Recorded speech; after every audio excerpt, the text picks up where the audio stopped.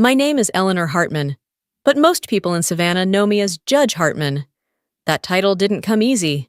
5 years ago, I left behind a family that called me a disgrace. They didn't just shame me, they erased me. And now, they want me back, as if the last 5 years never happened. It started with a letter. Well, technically, it was a wedding invitation. Thick, cream-colored, with the Hartman family crest stamped in gold like some royal decree.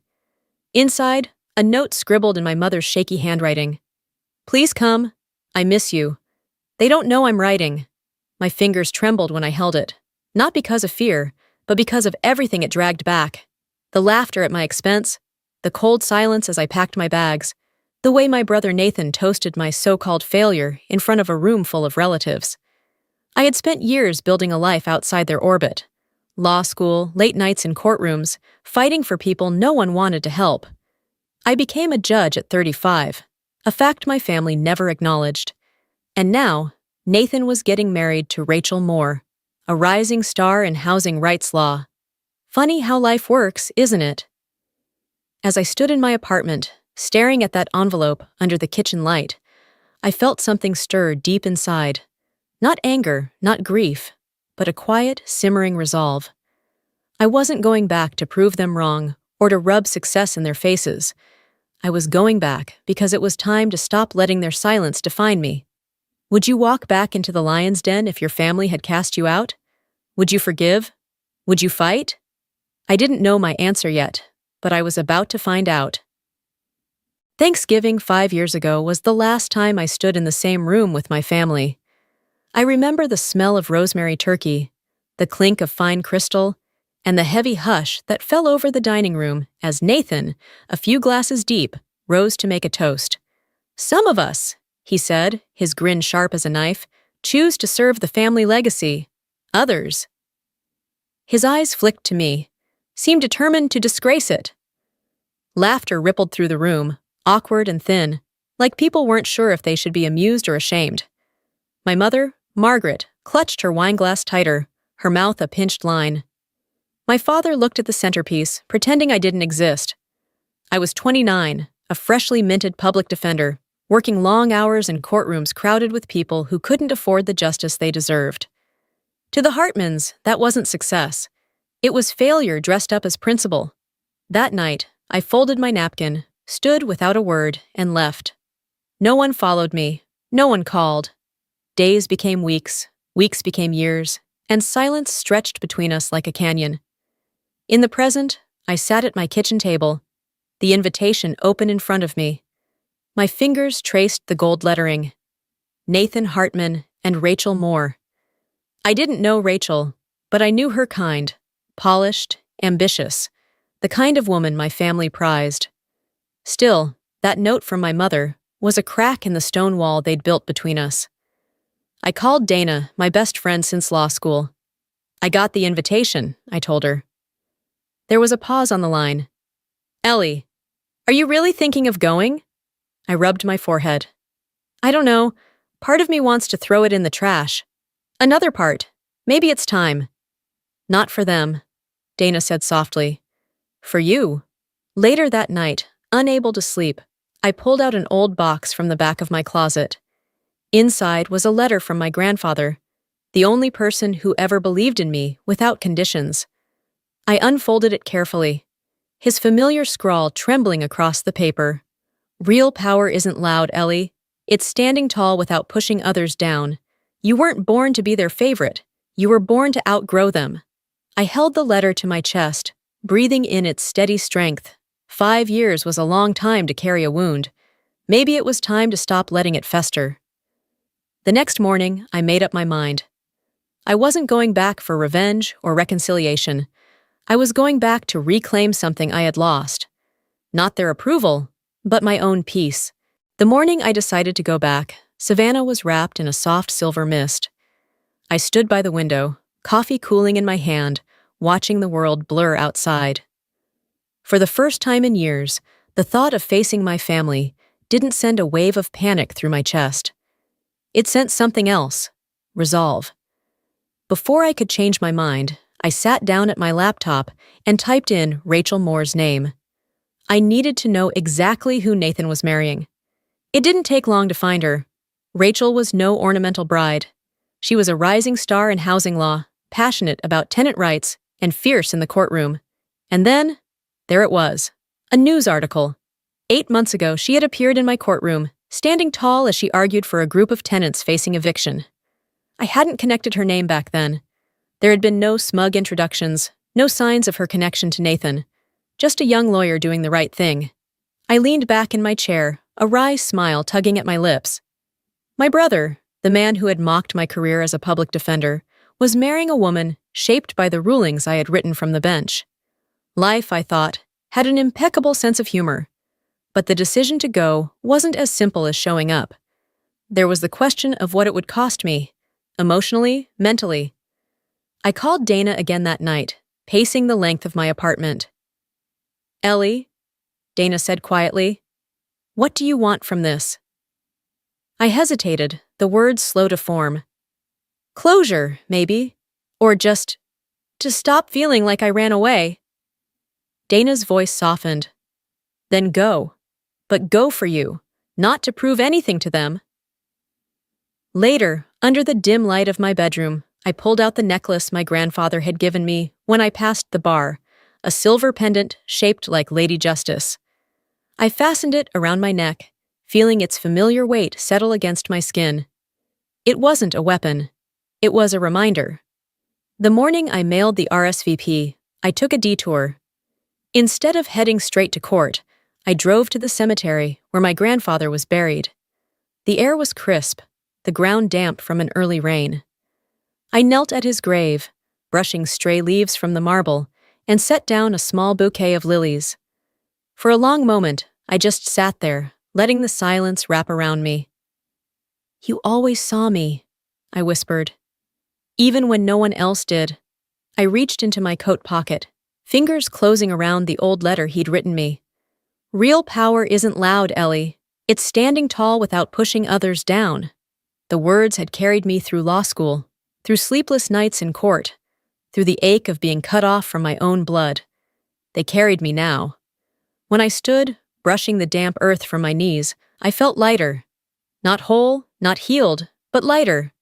I slipped the letter back into my coat, turned toward the car, and drove to the courthouse. That afternoon, as I climbed the marble steps, a courthouse clerk nodded at me. "Morning, Judge." I smiled faintly. "Morning." It was the smallest thing, but it grounded me. Whatever waited at that wedding, I wouldn't be walking in as the woman who left 5 years ago. I'd be walking in as the woman I had become, and that was everything. The Hartman estate looked exactly as I remembered, grand, polished, and cold. The driveway sparkled under the late afternoon sun, lined with cars that cost more than most people's homes. As I stepped out of my car, I caught my reflection in the window. The simple black sheath dress, the low heels, the Lady Justice pendant resting just below my collarbone. I had chosen them carefully. Not armor, not camouflage, just me. Inside, the house buzzed with the kind of forced cheer only old money could manage. Waiters in starched uniforms floated through the crowd, champagne flutes balanced on silver trays. Conversations flickered and died as I passed, replaced by polite smiles stretched a little too tight. I handed my coat to a young server and moved through the entryway, past portraits of Nathan at every stage of his charmed life. Baby Nathan, graduate Nathan, surgeon Nathan. There was no trace of me on these walls. In the side parlor, I overheard whispers. "She actually came? I heard she's just a traffic judge. Well, it's not like she's doing real work." I felt the words brush against me, sharp as thorns, but I didn't flinch. Not anymore. The main ballroom was a study in overindulgence. Garish floral arrangements, towers of champagne, a jazz quartet playing softly near the fireplace. I found my seat, tucked between two distant cousins who avoided eye contact. Across the room, Nathan held court, a glass of whiskey in hand, his arm around Rachel. She looked radiant, but something in her eyes flickered, a shadow beneath the smile. A delicate chime rang out as a server tapped his glass. Nathan raised his drink. "Thank you all for being here," he began, his voice warm, smooth, and practiced. It means the world to Rachel and me to have family gathered, celebrating the future of the Hartman name." A ripple of polite applause, Nathan's gaze swept the room and paused, just for a second, on me. "We're grateful," he continued, "for all kinds of success stories, even the unconventional ones." Another ripple, this time laced with sharp-edged laughter. I took a slow breath, felt the cool metal of the pendant at my throat, and stood. The room quieted. All eyes turned. I walked to the grand piano and set down a simple manila folder. With careful, deliberate movements, I opened it. Headlines gleamed under the chandelier light. Awards for judicial excellence, articles on housing reform, letters of commendation from the state bar. My name printed over and over, in places Nathan could never erase. I picked up one letter, unfolded it slowly, and read aloud. "For outstanding service in judicial equity and commitment to public interest law." My voice didn't waver. The room was so quiet, I could hear the click of a camera shutter somewhere near the back. I let the silence bloom, then set the letter down. "Funny," I said lightly. "For someone who supposedly couldn't handle life, I seem to have kept rather busy." A murmur swept through the crowd. Nathan's face paled. For the first time all evening, his perfect smile faltered. But it wasn't Nathan I was watching. It was Rachel. Her eyes flicked between me and the documents, confusion shifting into recognition, then hardening into something sharp and clear. Slowly, deliberately, she slipped the engagement ring from her finger. The room seemed to inhale at once. "You lied," she said, not loudly, but with a quiet, surgical precision that cut deeper than any scream. Nathan opened his mouth, but no sound came. Rachel set the ring on the piano and turned to me. For one long heartbeat, our eyes met. "Thank you," she said softly. Then she walked away, shoulders straight, steps unhurried, leaving behind the perfect image Nathan had worked so hard to build. I stood there a moment longer, feeling the weight of 1,000 unspoken things settle into the quiet. Then I turned, tucked the folder under my arm, and walked back to my seat. The night carried on. Polite laughter, music, the clink of glasses. But something had shifted, the way a fault line trembles just before it breaks wide open. The fallout didn't take long to arrive. By the time I got home that night, slipped out of my dress, and poured myself a glass of water, my phone buzzed on the counter, lighting up with headlines. Not from the major outlets. No, Nathan was smarter than that. But from the tabloids, the gossip blogs, the dark corners of the internet where reputations go to die. Anonymous source claims disgraced judge bullied her way to the bench. Former classmates say Eleanor Hartman was emotionally unstable. Who is Judge Hartman really? I closed my eyes, exhaled slowly, and let the initial sting pass. This was Nathan's playbook. Dirty, underhanded, and predictable. He didn't understand that I'd already prepared for it. Weeks ago, the moment I decided to attend the wedding, Dana and I had put together a press package, copies of my judicial appointments, letters of endorsement from senior judges, awards, media coverage of my work in housing reform and juvenile justice. The truth, laid out plainly. The next morning, while Savannah stretched awake under a pale sun, we released it across all my public channels. No rants, no pleading, just one quiet post anchored by a quote, "Facts are stubborn things." John Adams. By noon, every major news outlet had picked it up. Local radio buzzed with outrage, not at me, but at the obvious smear campaign. Public defenders, housing advocates, former clients, even law professors came forward, not because I asked, but because they wanted to. They spoke on my behalf, fierce and unshakable. Meanwhile, Nathan's carefully curated image began to crack. Word spread that his PR firm had quietly dropped him. Invitations to join prestigious medical boards were rescinded. Donors backed away. His golden boy glow dulled to a desperate flicker. And my family? They did what the Hartmans always did when the house caught fire. They tried to disappear behind polite statements and closed doors. But this time, silence wasn't neutral. It was part of the story. The calls started trickling in, second cousins, aunts, even old family friends. We always knew you were special, Ellie. I never believed what they said about you.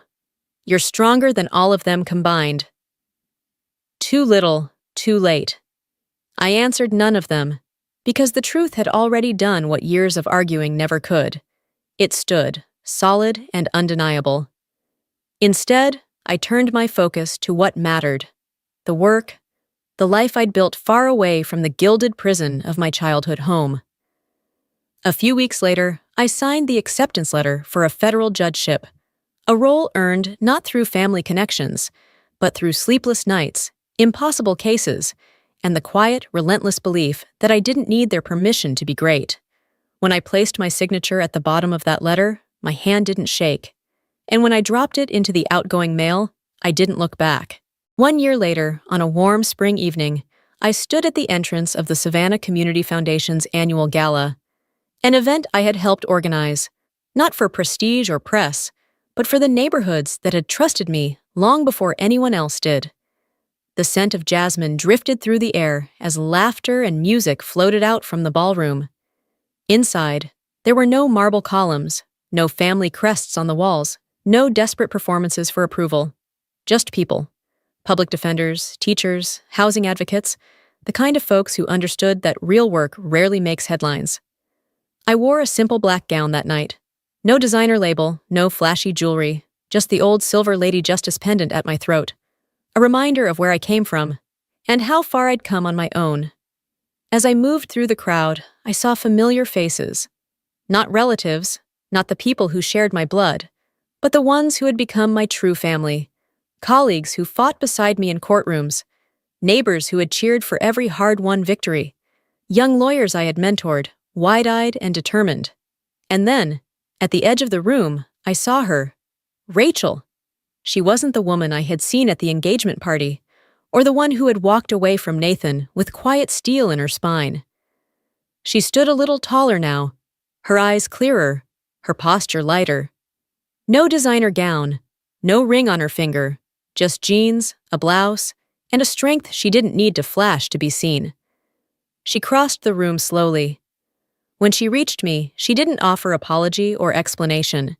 Instead, she held out her hand, not in pity, not in regret, but in recognition. I took it. For a moment, the noise of the room faded. The music, the clinking glasses, the hum of conversation, it all softened around the quiet truth between us. We weren't defined by the Hartmans anymore, or by the chaos Nathan had left in his wake. We were standing in the lives we had built, separate and whole. Later that night, I found myself standing alone by the wide windows overlooking the Savannah River, watching the city lights dance on the water. I reached up, fingers brushing the pendant at my throat. They tried to erase me from the story, I thought, a small smile tugging at my lips. I wrote a better one instead. Sometimes the deepest scars don't come from strangers. They come from the people who were supposed to love us first. But scars aren't the end of the story. Sometimes they're just where it begins.